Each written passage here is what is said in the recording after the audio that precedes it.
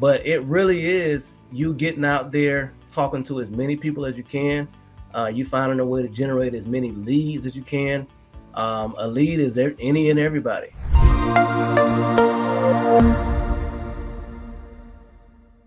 Hmm. It's about hustling.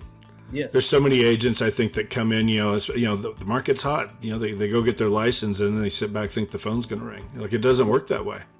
No. You got to hustle. You got to bust yourself. You got to build a business.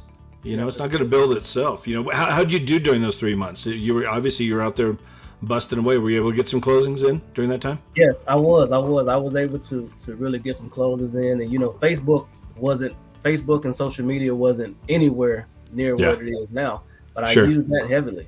Okay. But really, it's all about who you have in your corner as well, and it's all about the leadership and people that you're able to rely on.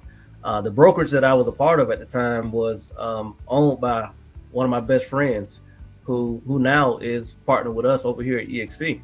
Okay. But I was able to call him at any time, and he was there on the other end of the phone to kind of guide me.